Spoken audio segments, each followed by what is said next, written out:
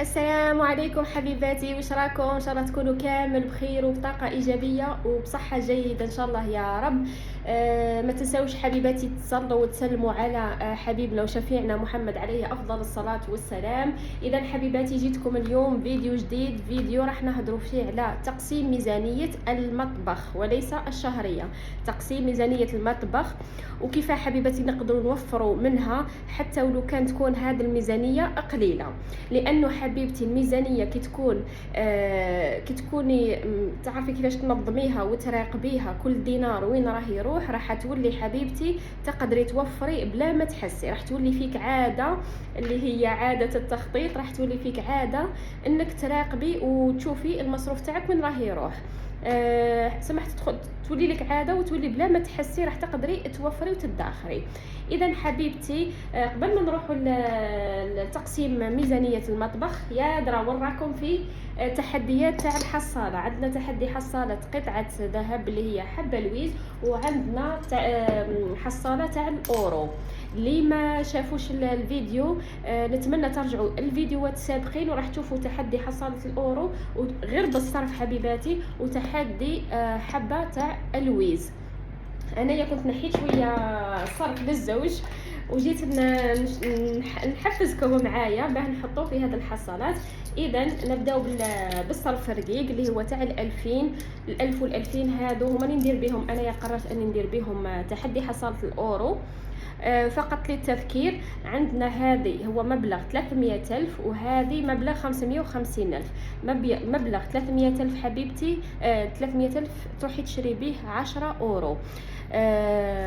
300,000 10 أورو هي تجيك بواحد 255 ولا 260. الصرف اللي يبقى لك حبيبتي بالعادي درت لك 300، الصرف اللي يبقى لك تعاودي ترجعي في هذه الحصاله وتبداي به حبيبتي تحدي جديد. اللي عندها 150,000 لحقت برك ل 150,000 130 140 تقدري حبيبتي تشري 5 أورو. تقدري تشري 5 أورو. تسمى حبيبتي حبيت نقول لك ما تصعبيهاش على روحك، بس صرف رقيق وتقدري تشري الاورو. الاورو وش هو حبيبتي؟ هو انك تخبي دراهمك منها ما تقدريش تصرفيهم لانه بعمله الاورو ما تقدريش تروحي تبعثي ولدك روح شري لي بدون زيت، دونك ما تقدريش تستخدميها. والحاجه الثانيه انه قيمتها راهي قاعده تطلع، يعني بعد 6 اشهر كي تروحي تبدلي هذيك ال10 اورو باذن الله راح تلقايها زادت. اذا حبيبتي هنا عندي 2000 4000 6000 8000، وانا هنا كنت راسمه تاع 10,000 و20,000. عادي حبيبتي عندي 8000. بسم الله على بركه الله راح نحطها ونكتب هنايا نكوشي غير النص تاع 20 ونكتب هنا 8، يعني حطيت 8000 كيما راكم تشوفوا. ها كتبت هنا 8000. كل ما نزيد 1000 و2000 و1000 و5000 نزيد ونكوشي حتى نكمل باذن الله المبلغ ونشارك معاكم كي نشري 5 ولا 10 أورو. هذه الحصاله حبيباتي هذه هي اللي راني عازمه عليها بزاف. عندنا حصاله لجمع 2,200,000. 2,200,000 حبيبتي راح تشري لك حبه تاع لويز. تدخري دراهمك على شكل ذهب حبيبتي، ثاني راح يزيد في السومه تاعو، ومبالغك راهي محفوظه وراهي زايده في القيمه تاعها. بون عندي هنايا 20 30 40 50 60 70,000. عندي 70,000. بون عندي زوج قطع تاع 20,000 هاي ليكم، وثلاثة تاع 10,000. دونك ندير زوج تاع 20. ديجا انا كملنا هذا السطر الاول ونبدا في السطر الثاني تاع 20. بون عندي زوج تاع 20 وعندي 3 تاع 10,000. 1 2 3. نتمنى حبيباتي تتحفزوا وتكملوا هذا الحصاله، ما تفشلوش حبيبتي. ما تستنايش الزوج هو اللي يروح يشري لك هذيك حبه تاع اللويز، اشريها بنفسك حبيبتي، داخري ووفري واشريها. وجوستومون اليوم جبت لكم فيديو على ميزانيه المطبخ وكيفاش نقدروا نوفروا ندخروا منها. لازم ديري تحدي مع نفسك حبيبتي غير من ميزانيه المطبخ انك تقدري تدخري وتوفري. بسم الله. هاي حبيباتي تحفزوا حبيباتي، تحفزوا وما تفشلوش، وخطوه بخطوه باذن الله راح نقدروا ندخروا ونوفروا ونوصلوا الاهداف تاعنا ان طال الزمن او قصر. المهم بون حبيباتي، كنا هضرنا ديجا على تقسيم الميزانيه، وقلنا بلي نديروا ظرف الصدقه، ظرف الادخار، ظرف تقسيم ميزانيه المطبخ، الطوارئ والمصاريف الثابته. اليوم انا عندي ميزانيه المطبخ، راح نهضروا على ميزانيه المطبخ.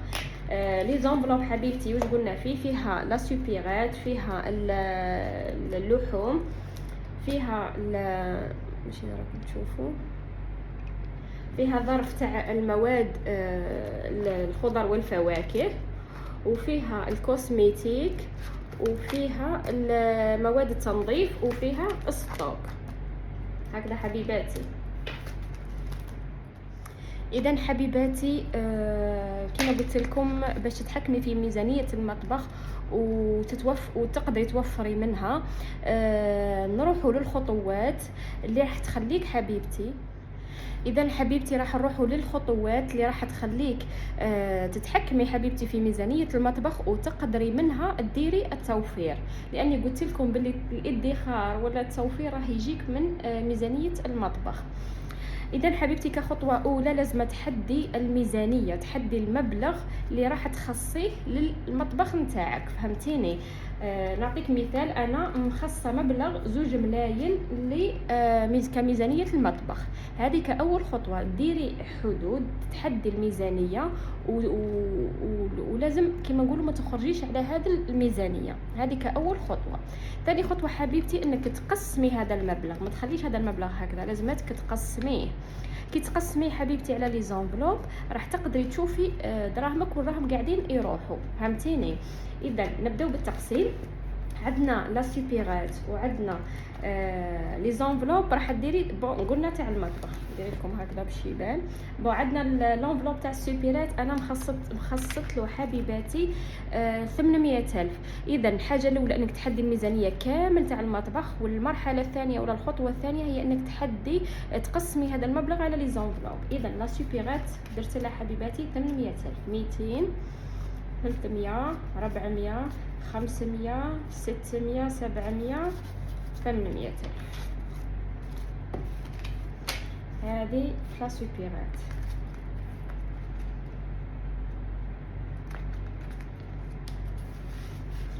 حاولي حبيبتي المبلغ اللي تحديه ما تخرجيش من، تتحدي نفسك وما تفوتيش هذا المبلغ.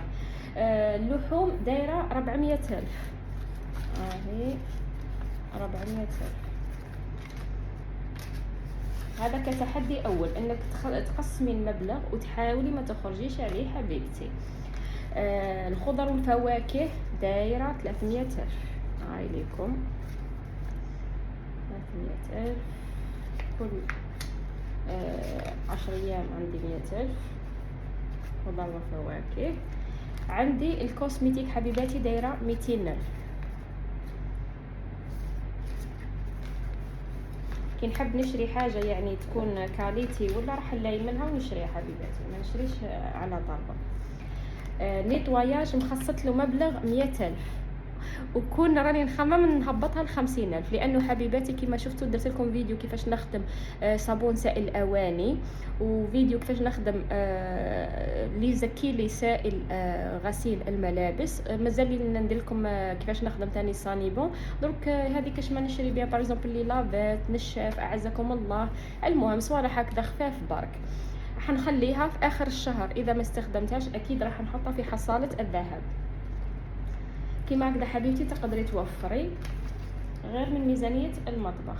بون انا دايره النيتواياج والكوسميتيك ميزانيه المطبخ، لانه كي تروحي تشري مواد غذائيه، مواد تنظيف، مواد كوسميتيك مع بعض، سي بوغ سا درتهم مع بعض. عندي حبيبتي ستوك، هذا ثاني لازم دائما او بقات لي راح ندير لكم ان شاء الله فيديو على ستوك وعلى لا ليست تاعو ايتو، راح ندير لكم ان شاء الله فيديو نفهموا مليح. مخصصت له مبلغ 200,000، هاي 200,000 تاع ستوك.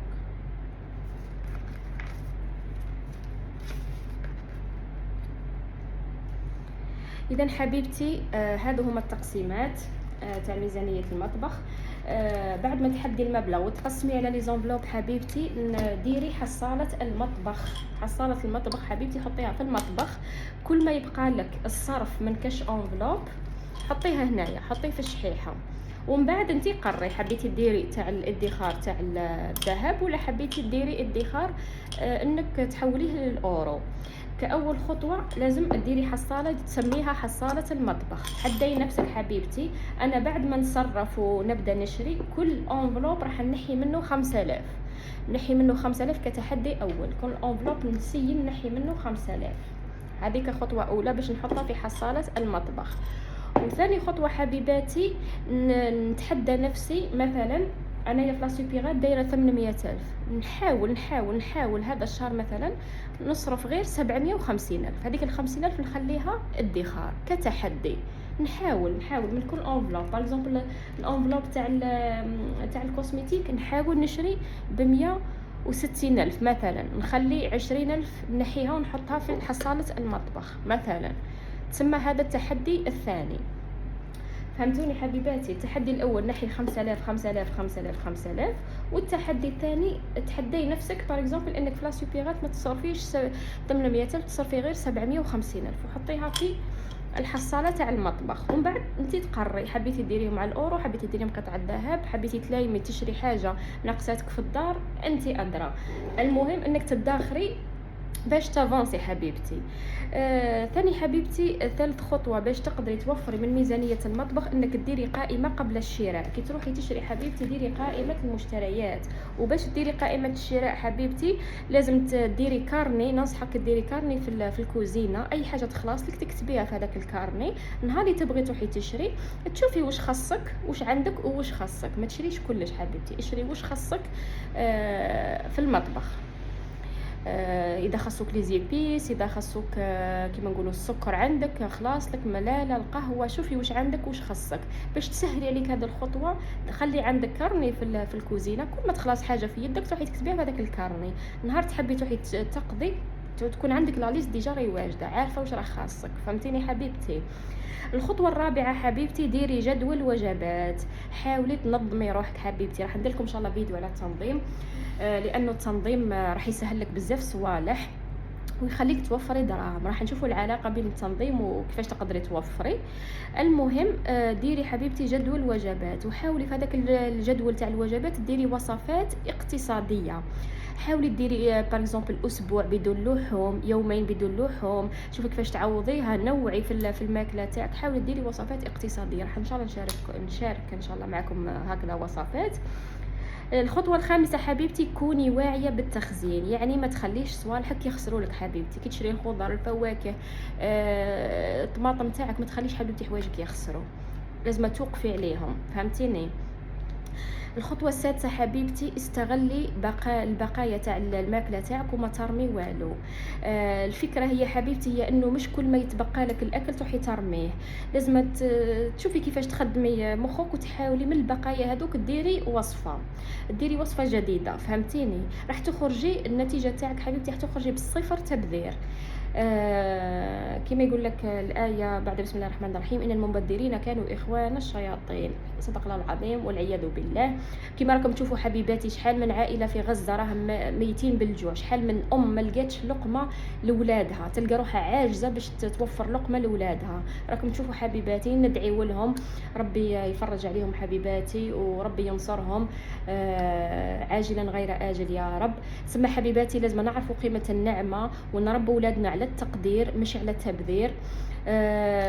كي تبقى لنا البقايا الاكل حبيباتي نستغلوهم، نحاولوا نديروا اعاده تدوير ونحاولوا ما نرموا والو. هذا مكان. اذا حبيبتي باش توفري مش لازم تكون عندك شهريه كبيره، لازم عقلك يكون منظم ويدك تعرف تتصرف. وحبيبتي ما تنسايش ديري حصاله المطبخ، ومن بعد جيبي قري حطيها في حصاله الذهب ولا حصاله الاورو.